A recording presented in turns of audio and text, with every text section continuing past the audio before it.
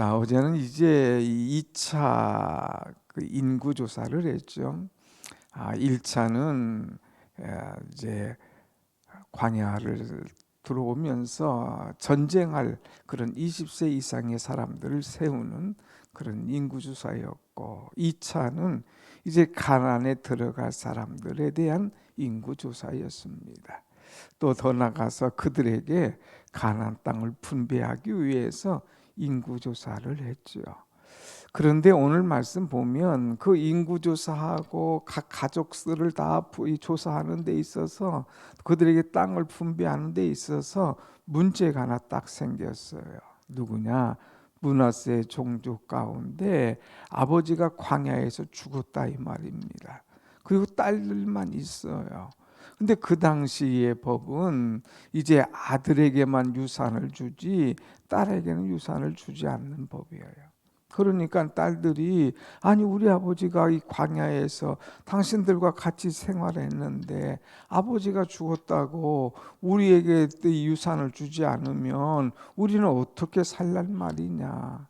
우리에게도 땅을 주소서 하고 정당하게 가서 그의 어른들에게 이야기를 합니다.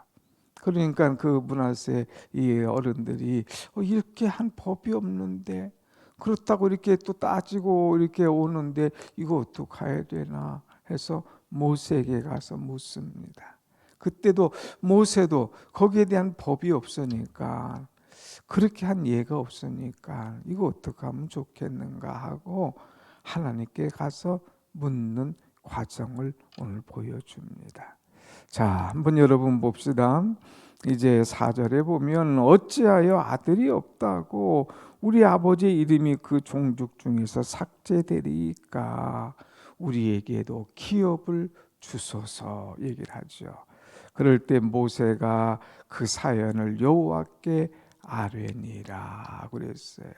모세가 그 사연을 이런 내용들을 하나님께 물어본 거예요. 하나님, 이거 어찌하면 좋겠습니까? 이전에 했던 판례가 없는데, 이전에 했던 그런 이 과거의 역사가 없는데 어떻게 하면 좋겠습니까? 물어봤어요. 그때에 이 6절 보면 여호와께서 모세에게 말씀하여 이르시되 말씀해 주세요.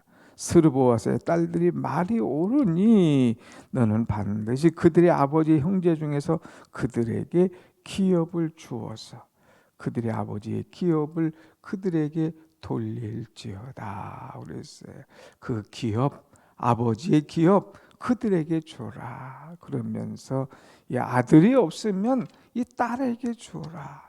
딸도 없으면 그 형제에게 줄 것이다. 형제도 없으면 아버지의 가까운 친족에게 주어라 하면서 하나님은 공평하게 정확하게 땅을 분배하시는 하나님이신 거예요.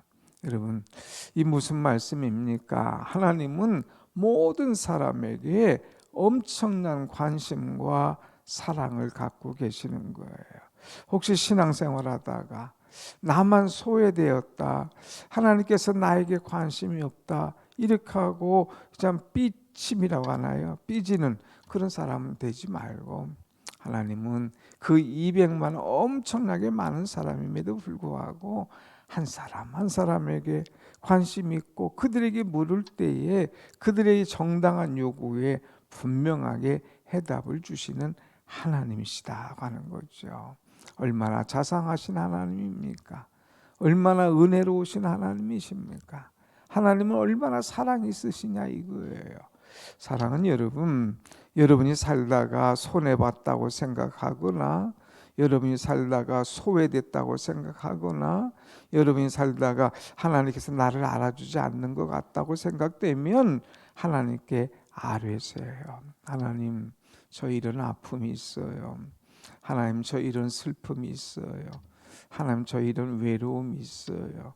하나님, 저 이런 부당한 취급을 받았어요. 그럴 때는 하나님께 아뢰면 하나님께서 여러분의 모든 것들을 들어주시고 또 깨끗하게 해결하여 주실 줄로 믿습니다. 아멘. 오늘 찬송한 대로 언제나 주는 날 사랑하사 그랬어요. 광야 생활할 때나 가나안에 들어갔을 때나 아플 때나 이제 건강할 때나 슬플 때나 기쁠 때나 언제나 하나님 우리를 사랑하시고 우리를 지키시고 우리를 인도하시고 우리에게 필요한 것들을 풍족하게 허락하시는 하나님이신 줄로 믿습니다. 아멘.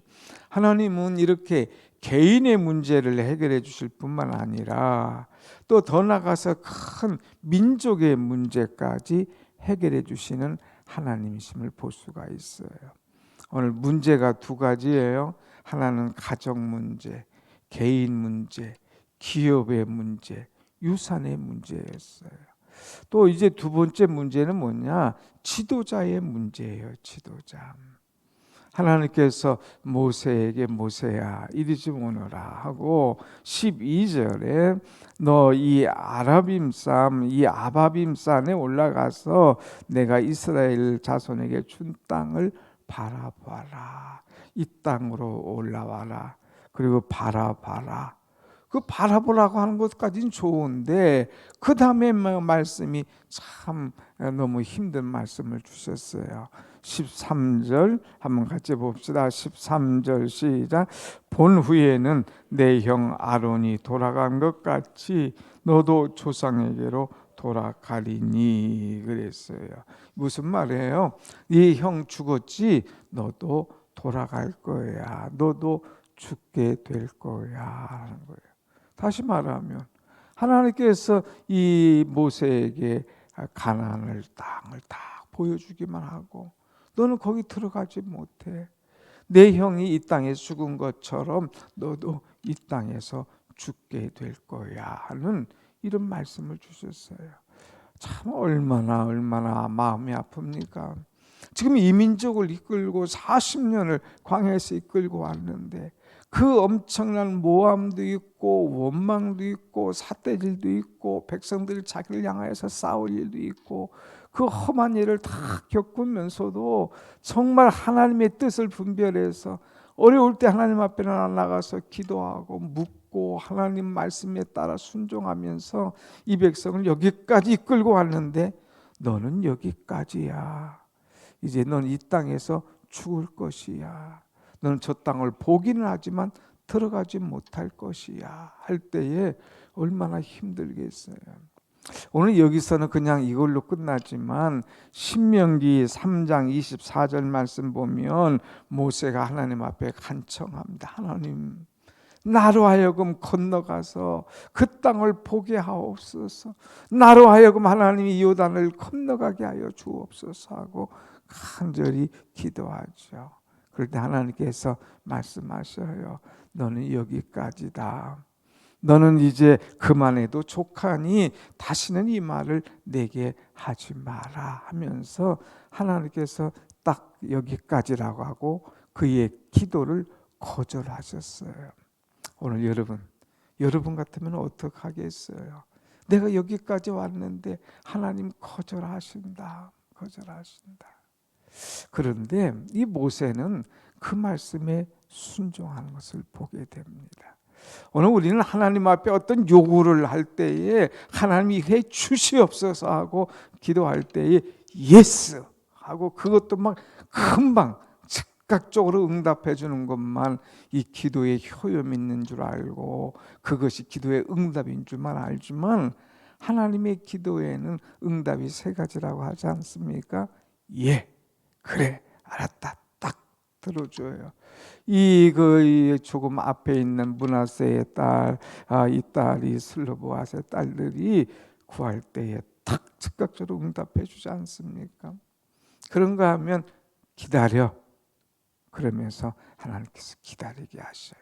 금방 할 수 있는 것도 기다리면서 내 인격을 키우고 기다리면서 더 기도를 배우게 하고 기다리면서 하나님의 뜻을 알게 하시는 거예요. 그리고 세 번째는 no, 거절을 하죠. 이 대부분 사람들은 거절할 때에 아유 하나님께서 날 사랑하지 않으시나, 하나님께서는 이러실 수가 있나 하면서 하나님에 대해서 섭섭해하지만은 그러나 아니에요. 거절도 하나님의 응답이에요. 특별히 거절할 때 그 말씀을 그대로 받아들인 사람이 또 하나 있죠. 누구? 다윗이라는 사람. 하나님 앞에 성전을 건축해서 드리길 원했는데 하나님께서는 아니야. 내 칼에 너무 피를 많이 묻혔어. 너 말고 내 아들 솔로몬을 통하여서 성전을 이룰 거야 할 때에 다윗이 그 말을 그대로 받아들였다는 거예요. 오늘 하나님께서 모세에게 거절했을 때에 모세도 그 말씀을 그대로 받아들였습니다. 너 나의 거룩함을 내가 드러내지 못했어. 왜 나에게 불순종했는가? 마지막 그것을 하면서 하나님께서 거절을 합니다. 그때에 이 거절함을 받은 모세가 그걸로 끝난 거냐? 그렇지 않아요. 아예 알았어요 하나님. 이제 알아서 잘 하세요 하고 그냥 끝난 거냐? 그렇지 않아요. 하나님 앞에 이제 민족의 앞날을 생각하는 거예요. 또 하나님 어떻게 하면 이 사람을 세울 것인가 하나님께 묻습니다. 그것이 바로 모세의 위대한 점이죠. 한번 말씀 보겠습니다. 17절, 16절 말씀 보면 16절 하나님 모든 육체의 생명의 하나님 원하건대 한 사람을 이 회중의 가운데 세워 주옵소서. 그래서 17절 그로 그들 앞에 출입하며 그들을 인도하여 출입하게 하사 여호와의 회중이 목자 없는 양과 같이 되지 않게 하옵소서. 하나님 이 백성은요 아시다시피 목자 없는 양 같은 백성이에요. 그래서 이 목자가 없으면 오합지졸이고 엉망이고 이제 참 힘들어요. 그러니 하나님 이 목자 없는 양 같은 이들에게 인도자, 지도자를 세워 주옵소서. 그래서 끝까지 가나안에 들어가서 모든 것 하나님의 입을 완전히 완수할 그 사람을 세워 주옵소서 하고 기도하죠. 그럴 때에 그 기도에 하나님께서 응답하십니다. 18절 말씀 18절 한번 같이 봅시다. 시작. 여호와께서 모세에게 이르시되 눈의 아들 여호수아는 그 안에 영이 머무는 자니 너는 데려다가 그에게 안수하고 그랬어요. 모세에게 너 여호수아를 데려와라. 그는 하나님의 영이 그에게 머무는 사람이다. 그에게 안수해라 하면서 그에게 지도자를 넘겨줄 것을 지도권을 넘겨줄 것을 말씀하고 있습니다. 하나님은 모든 일에 준비하시는 하나님이에요. 또 하나님은 평소에 보고 계시는 하나님이에요. 우리가 봤지만 사울이 하나님의 말씀을 버렸으므로 하나님께서 사울을 버리지 않습니까? 그리고 또 다윗을 세우게 되는데 그를 볼 때에 주의 영이 충만한 사람 다윗을 준비하시는 하나님. 그래서 이새의 집에 갔을 때 형제들이 다 일곱 지나가고 이게 다냐? 아직 말째가 남았습니다. 그는 들에서 양을 지킵니다. 데려와라. 데려와서 기다릴 때에 그를 볼 때 주의 영이 충만한 사람이 기름을 볼 때 주의 영이 그에게 감동되는 은혜가 있지 않습니까? 여러분 하나님께서 쓰시는 사람은 주의 영이 임하는 사람 성령이 충만한 사람 하나님의 말씀대로 사는 사람들을 하나님께서 세우시고 하나님께서 쓰시는 줄로 믿습니다. 아멘. 그래서 우리가 기도하면서 하나님을 세울 때 사람을 세울 때에 여러 가지를 많이 보지만 정말 교회에서는 사람을 세울 때 주의 영이 임한 사람 성령이 충만한 사람 하나님 말씀대로 사는 사람 이 사람들을 세워야 분명한 것을 보게 되죠. 그래서 이 모세는 영적 지도자로서 살아야 될 그 길을 그대로 걸어가고 있어요. 하나님 좋습니다. 저는 말씀대로 순종하겠습니다. 목자 없는 양 같은 이 백성을 이끌 지도자를 주옵소서. 후계자를 위하여서 기도하는 거예요. 그리고 하나님께서 명령하시고 지목했을 때 아닙니다. 아닙니다. 제 생각에는 뭐 이게 아니에요. 철저하게 하나님 말씀대로 순종하고 그의 말씀대로 따라가는 것을 보게 됩니다.